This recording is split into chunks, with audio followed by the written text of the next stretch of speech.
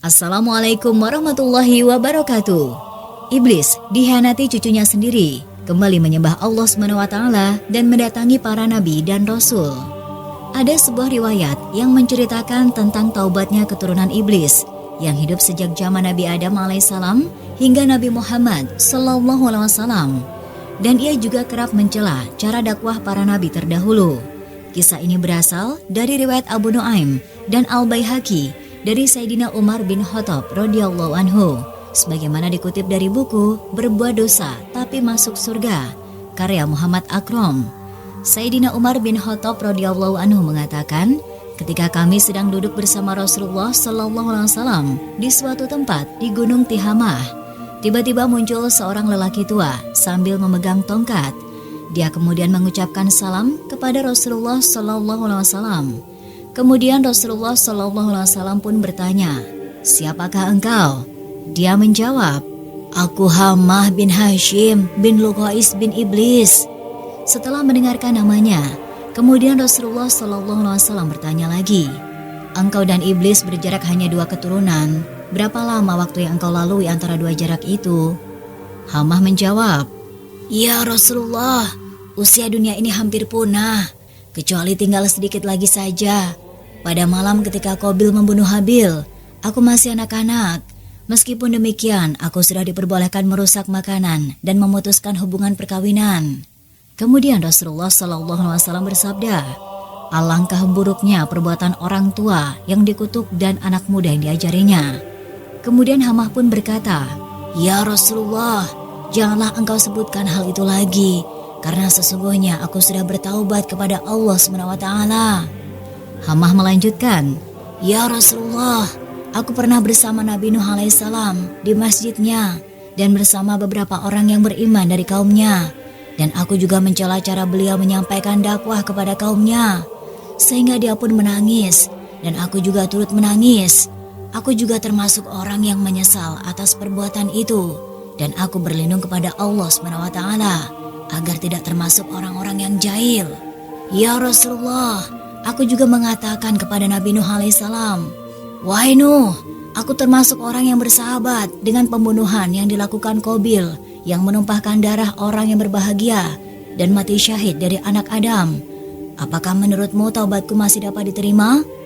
Kemudian Nabi Nuh alaihissalam menjawab, 'Wahai Hamah, berhasratlah terhadap kebaikan dan lakukanlah kebaikan sebelum muncul penyesalan dan kerugian. Sesungguhnya aku telah membaca apa yang diturunkan Allah SWT kepadaku, dan tidak ada seorang hamba pun yang bertaubat kepada Allah SWT, melainkan Allah SWT akan menerima taubatnya. Oleh karena itu, ambil air wudhu dan bersujudlah 2 kali. Hamah pun langsung melaksanakan apa yang telah diperintahkan kepadanya. Ketika ia bersujud, Nabi Nuh alaihissalam menyeru kepadanya, "Angkatlah kepalamu, karena sesungguhnya tobat bagimu sudah turun dari langit." Namun Hamah tetap senantiasa dalam keadaan sujud kepada Allah SWT. Hamah juga menceritakan bahwa ia pernah bersama Nabi Hud alaihissalam dan bersama mereka yang beriman kepadanya. Ia juga mengatakan sering bertemu Nabi Yakub alaihissalam dan Nabi Yusuf alaihissalam di tempat orang-orang awam yang buta huruf. Selain itu ia bertemu Nabi Ilyas alaihissalam di lembah. Ia juga bertemu Nabi Musa alaihissalam dan Nabi Musa alaihissalam mengajarkan Taurat kepadanya. Ketika bertemu Nabi Musa alaihissalam, Nabi Musa berpesan kepada Hamah, "Jika engkau sempat bertemu Nabi Isa alaihissalam, putra Maryam, sampaikan salamku kepadanya." Kemudian ketika ia bertemu Nabi Isa alaihissalam, ia pun menyampaikan salam Nabi Musa alaihissalam. Kemudian Nabi Isa alaihissalam berpesan kepada Hamah, "Jika engkau bertemu Nabi Muhammad SAW, sampaikanlah salamku kepadanya."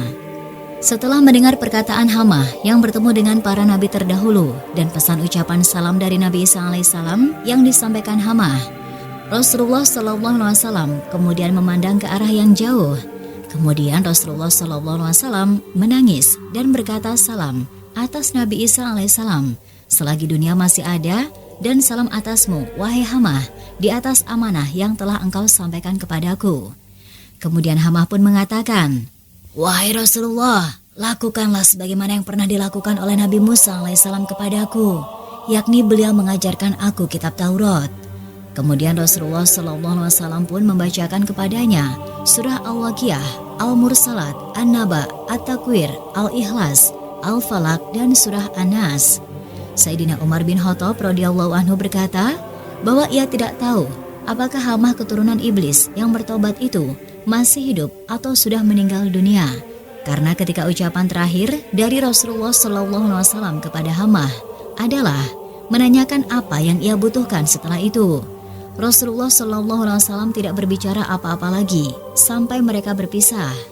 Kisah ini menyampaikan kepada kita bahwa para nabi dan rasul memiliki tugas yang sama, yaitu menyampaikan risalah dari Allah SWT dan mengajak umat manusia agar hanya menyembah Allah Subhanahu wa Ta'ala. Selain itu, kisah ini juga menyampaikan kepada kita bahwa para nabi dan rasul juga memiliki satu mukjizat yang sama, yaitu mereka mengetahui siapa yang akan menjadi nabi setelah masa kenabian mereka, yakni ketika Nabi Musa alaihissalam menyampaikan salam kepada Nabi Isa alaihissalam, dan Nabi Isa alaihissalam menyampaikan salam kepada Rasulullah sallallahu alaihi wasallam melalui Hamah, keturunan iblis yang telah bertaubat. Manusia merupakan makhluk ciptaan Allah SWT yang beranak pinak. Namun makhluk ciptaan Allah SWT lainnya, yakni iblis, ternyata juga beranak pinak. Allah SWT telah menggambarkan iblis memiliki keturunan seperti halnya manusia. Allah SWT berfirman, "Dan ingatlah ketika kami berfirman kepada para malaikat, sujudlah kamu kepada Adam. Maka mereka pun sujud kecuali iblis. Dia adalah dari golongan jin, maka dia mendurhakai perintah Tuhannya. Pantaskah kamu menjadikan dia dan keturunannya sebagai pemimpin selain aku, padahal mereka adalah musuhmu?" Quran Surah Al-Kahfi 50. Iblis sama halnya dengan manusia. Mereka juga membutuhkan asupan makanan dan minuman, sedangkan malaikat tidak berkembang biak, tidak makan dan minum. Hal ini membuktikan bahwa iblis merupakan golongan jin, bukan golongan malaikat. Walaupun dahulu sebelum dilaknat oleh Allah SWT dan masih menyandang gelar sebagai imam para malaikat yang bernama Azazil, namun pada dasarnya iblis adalah golongan dari bangsa jin yang diciptakan dari api, sedangkan para malaikat diciptakan dari cahaya. Hal ini sesuai dengan sabda Rasulullah SAW dari Sayyidatuna Aisyah radhiyallahu anha. Ia berkata, Rasulullah SAW bersabda, "Malaikat diciptakan dari cahaya, jin diciptakan dari nyala api, dan Adam diciptakan dari apa yang telah diterangkan kepada kalian." Hadis riwayat Muslim. Di dalam kitab Saba Al-Kutub Al-Mufidah disusun oleh Al-Sayyid Alamah Alwi bin Ahmad bin Abdurrahman As-Sakaf Al-Maki, dikatakan bahwa bangsa jin makan, minum, menikah, dan melahirkan. Perbandingan ketika beranak 9:1. Abdullah bin Umar berkata, sesungguhnya Allah membagi manusia dan jin itu ke dalam 10 bagian. 9 bagian adalah jin dan 1 bagian adalah manusia. Tidak seorang pun manusia yang melahirkan seorang anak, kecuali jin melahirkan 9 anak. Hadis riwayat Ibnu Abdul Bar, Ibnu Jarir, Al-Hakim, dan Ibnu Abi Hatim. Jika melihat perbandingannya, tentu jumlah jin lebih banyak daripada manusia. Dan dalam penjelasan lain, juga dijelaskan bahwa iblis atau jin berkembang biak dengan cara berbeda. Walaupun keduanya termasuk dalam golongan bangsa jin yang diciptakan dari api. Iblis menghasilkan keturunannya dengan cara bertelur. Hal ini sesuai dengan perkataan Ibnu Abbas radhiyallahu anhu. Ketika iblis diturunkan ke bumi, dia menikah dengan dirinya sendiri dan membuahkan telur yang terpisah. Di setiap sudut bumi diberikan 1 telur. Jadi semua setan yang ada di bumi ini adalah dari telur-telur tersebut. Penjelasan terperinci mengenai cara iblis bertelur terdapat dalam kitab Al-Jami' li Ahkam, tafsir Imam Al-Qurtubi, yang mengatakan, sesungguhnya iblis memasukkan farjinya ke farji dirinya sendiri, kemudian mengeluarkan 5 telur. Ini adalah asal mula keturunan iblis. Dikatakan bahwa sesungguhnya Allah SWT menciptakan zakar pada paha kanannya iblis dan farji pada paha kirinya, dan iblis menikahkan paha kanan dengan paha kirinya. Maka keluarlah setiap hari 10 telur, dan dari setiap telur keluar 70 setan laki-laki dan setan perempuan. Lalu di manakah iblis dan keturunannya berada? Untuk menampung keturunannya, iblis memilih lautan untuk menjadi istananya. Iblis memilih lautan karena wilayah lautan yang luas. Pembuktian lautan sebagai istana iblis terdapat dalam kitab Al-Bidayah wa Nihayah karya Ibnu Katsir. Beliau menjelaskan bahwa iblis memiliki banyak tentara dan memilih lautan sebagai istananya. Singgasana iblis yang berada di tengah lautan pun telah Rasulullah SAW abadikan dalam hadis. Rasulullah SAW bersabda kepada Ibnu Sayyad, "Apakah yang kamu lihat?" "Saya melihat singgasana di atas lautan yang dikelilingi oleh beberapa ular," jawab Ibnu Sayyad. Kemudian Rasulullah SAW bersabda, "Dia telah melihat singgasana iblis." Hadis riwayat Ahmad. Itulah sepenggal kisah tentang taubatnya salah satu keturunan iblis dan juga cara iblis untuk memiliki keturunan. Sobat seiman, dalam kisah yang baru saja kita bahas, kita sudah mengetahui bahwa Hamzah bin Hashim bin Luqais bin Iblis adalah salah satu dari anak cucu keturunan iblis yang bertaubat, dan taubatnya pun diterima oleh Allah SWT melalui perantara Nabi Nuh alaihissalam, sehingga Hamah bin Iblis pun menjadi hamba Allah yang taat. Hamah bin Iblis banyak menimba ilmu agama yang langsung didapatkannya dari para nabi terdahulu. Hal itu dikarenakan setiap era kenabian, ia selalu menemui para nabi terdahulu untuk belajar ilmu agama. Bahkan Hamah bin Iblis pun belajar kitab Taurat langsung dari Nabi Musa alaihissalam dan belajar tentang Al-Quran langsung dari Nabi Muhammad SAW. Pada kisah sebelumnya, kita juga sudah mengetahui bagaimana iblis menikah hingga memiliki keturunan dan cara iblis memiliki keturunan. Namun yang perlu untuk kita ketahui selanjutnya adalah bahwa anak cucu keturunan iblis bukanlah hanya Hamah saja. Namun ada beberapa lagi anak cucu keturunan iblis yang masih tetap setia untuk membantu kakek mereka, yakni iblis laknatullah, untuk melancarkan aksinya menyesatkan umat manusia. Sobat seiman, sebelum kita sampai kepada pembahasan tentang anak cucu keturunan iblis laknatullah, ada baiknya jika kita kembali dulu ke belakang untuk mengingat kembali kisah iblis, sehingga menjadi lengkaplah duduk perkara kisah tentang iblis laknatullah. Dalam kitab Mafatih Al-Ghaib, Syekh Al-Fakir Al-Razi dikatakan, jauh sebelum diciptakannya Nabi Adam alaihissalam, iblis adalah pribadi yang tekun beribadah. Bahkan ibadahnya melampaui para malaikat. Itulah mengapa para ulama sering mengingatkan agar jangan puas dan sombong dengan amal ibadah zikir dan ilmu yang kita miliki. Karena sesungguhnya dahulu iblis lebih tekun ibadahnya, lebih banyak amalannya, dan lebih tinggi ilmunya dibandingkan umat manusia. Bukan hanya dalam bidang ilmu agama dan amal soleh saja yang dikuasai oleh iblis, bahkan segala cabang ilmu, termasuk ilmu dunia pun iblis kuasai. Almarhum Syekh Ali Jaber pernah menyampaikan bahwa iblis lebih pintar dari profesor, yang berarti ilmu seorang profesor yang bergelar guru besar pun masih di bawah iblis. Hal ini sangat masuk akal, dikarenakan iblis bukan hanya menjerumuskan manusia dari kelalaian beribadah saja, tetapi juga melalui segala sisi, termasuk keilmuan duniawi. Iri hati dan kesombongan yang membuat iblis menjadi makhluk Allah yang terkutuk. Karena ketika para malaikat diperintahkan Allah SWT untuk sujud kepada Nabi Adam alaihissalam, seluruh malaikat dengan penuh kerendahan hati melaksanakan perintah sujud tersebut. Sedangkan iblis yang dulunya bernama Azazil yang menjadi pemimpin para malaikat, ketika itu malah menolak untuk sujud kepada Nabi Adam alaihissalam. Seperti yang kita ketahui sebelumnya, pembangkangan Azazil yang sekarang bergelar iblis laknatullah dikarenakan iblis merasa lebih mulia dari Nabi Adam alaihissalam karena ia diciptakan dari api, sedangkan Nabi Adam alaihissalam hanya dari tanah. Karena arogansi dan pembangkangannya itulah iblis diusir dari surga. Ia mendapat laknat dari Allah SWT selama-lamanya hingga hari kiamat. Dan inilah kisah awal Azazil yang dikutuk menjadi iblis laknatullah dan diusir dari surga. Mulai saat itulah iblis secara terang-terangan menyatakan permusuhannya kepada Nabi Adam alaihissalam dan anak cucunya. Bahkan menurut sebagian ulama, kebencian iblis kepada anak cucu Nabi Adam alaihissalam jauh lebih besar daripada kebencian kepada Nabi Adam alaihissalam sendiri. Kebencian iblis kepada anak cucu keturunan Nabi Adam alaihissalam lebih besar dibandingkan kepada Nabi Adam alaihissalam sendiri, dikarenakan setelah wafatnya Nabi Adam alaihissalam, Allah SWT mengutus 124.000 nabi dan 315 rasul.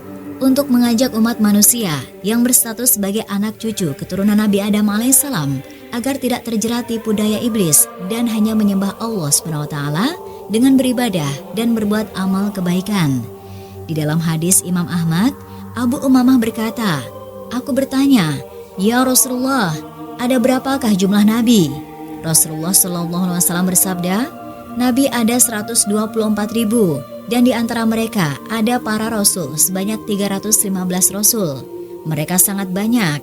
Hadis riwayat Ahmad. Setelah masa kenabian telah selesai, perjuangan para nabi untuk mengajak umat manusia, anak cucu keturunan Nabi Adam alaihissalam untuk menyembah dan taat kepada Allah SWT ternyata belum berhenti. Masih ada para ulama, para wali Allah, dan para ustadz dan da'i untuk melanjutkan dakwah para nabi. Hal ini membuat iblis semakin geram. Dan yang paling parah lagi adalah ketika anak cucu keturunan Nabi Adam alaihissalam sudah bertahun-tahun terjerumus ke dalam dosa. Ketika ia bertaubat dan memohon ampun kepada Allah SWT, maka segala dosa yang pernah dilakukannya dihapuskan dan mendapatkan ampunan dari Allah SWT. Sehingga sia-sialah usahanya selama ini menjerumuskan keturunan Nabi Adam alaihissalam ke dalam dosa dan maksiat. Inilah alasan mengapa iblis lebih benci kepada anak cucu Nabi Adam alaihissalam daripada kepada Nabi Adam alaihissalam sendiri. Hamah bin Iblis adalah salah satu keturunan iblis yang berkhianat kepada kakeknya dan memutuskan untuk kembali menjadi hamba Allah yang taat setelah mendapatkan ilmu dan nasihat dari para nabi terdahulu hingga Nabi Muhammad SAW. Namun seorang pakar tafsir terkemuka, Imam Mujahid, sebagaimana dikutip Syekh Abdul Raif Al-Munawi, menyebutkan bahwa iblis memiliki keturunan dan prajurit yang terstruktur dan mereka bekerja sesuai dengan tugas yang diberikan kepada mereka. Inilah anak cucu keturunan iblis yang setia kepada kakek mereka, bukan seperti Hamzah bin Iblis yang berkhianat. Keturunan iblis yang setia itu adalah: pertama, Al-Shabru bin Iblis. Ia memiliki tugas yang berurusan dengan segala bentuk cobaan yang menimpa manusia. Setiap kali manusia mendapatkan cobaan, Al-Shabru akan membuatnya tidak sabar menerimanya. Segala ekspresi berlebih dikala mengalami musibah, seperti menangis histeris, depresi, mengamuk, dan tradisi jahiliyah lainnya, sangat berhubungan dengan pengaruh Al-Shabru bin Iblis. Kedua, Al-A'war bin Iblis. Ia bertugas di bidang tindak asusila. Cucu iblis inilah yang mengajak manusia melakukan hubungan seks bebas dengan lawan jenis. Al-A'war mampu memberikan hasrat yang tinggi di bagian kemaluan pria dan wanita untuk menumbuhkan gairah melakukan hubungan terlarang. Ketiga, Al-Saud bin Iblis. Inilah mungkin cucu iblis yang paling berhasil di bidangnya. Cucu iblis yang satu ini bekerja di bagian pemberitaan. Ia berperan meracuni sebuah berita dengan penuh kedustaan. Maraknya penyebaran isu-isu yang tidak jelas dasar kebenarannya merupakan andil besar dari cucu iblis yang satu ini. Keempat, Al-Dasim bin Iblis. Ia berperan menghancurkan keharmonisan rumah tangga pasangan suami istri. Pengaruhnya akan semakin cepat menjalar jika suami hendak memasuki rumah tanpa terlebih dahulu mengucapkan bismillah dan salam terhadap keluarga yang ada di rumah atau tidak dalam kondisi berzikir. Kelima, Al-Zalanbur bin Iblis. Ia selalu standby di pasar-pasar. Cucu iblis satu ini yang membuat para pebisnis di pasar rentan melakukan tindakan penipuan dan kecurangan dalam transaksi. Janji-janji palsu pedagang terhadap konsumen merupakan tipu daya dari iblis ini. Keenam, Al-Walhan bin Iblis. Keturunan iblis satu ini bertugas mengganggu urusan bersuci manusia. Setiap manusia dibuatnya selalu ragu-ragu dan was-was saat berwudu, mandi, atau aktivitas toharoh lainnya. Al-Walhan juga mempengaruhi manusia untuk menggunakan air secara berlebihan. Ketujuh, Al-Hanzab bin Iblis. Keturunan iblis yang satu ini secara khusus mengganggu ibadah sholatnya manusia. Anak cucu Nabi Adam alaihissalam dibuatnya malas sholat, melanggar etika sholat, melakukan hal-hal yang dapat membatalkan sholat hingga tidak khusyuk saat sholat. Nama anak cucu keturunan iblis beserta tugas mereka ini tertulis dalam kitab Faid Al-Qadir karya Syekh Abdul Rauf Al-Manawi. Lantas sebelum bertobat dan bertemu dengan Nabi Nuh alaihissalam dan para nabi lainnya, apakah tugas dari Hamah bin Iblis? Hamah pernah mengatakan langsung kepada Rasulullah SAW bahwa pada malam ketika Qabil membunuh Habil, Hamah masih anak-anak. Meskipun demikian, dia sudah diperbolehkan merusak makanan dan memutuskan hubungan perkawinan. Dan inilah dulunya tugas dari Hamah bin Iblis yang diberikan oleh kakeknya, yakni Iblis laknatullah. Wallahu alam. Dan itulah sobat, sedikit kisah kali ini. Kurang lebihnya saya mohon maaf dan sampai jumpa lagi di cerita berikutnya. Wassalamualaikum warahmatullahi wabarakatuh.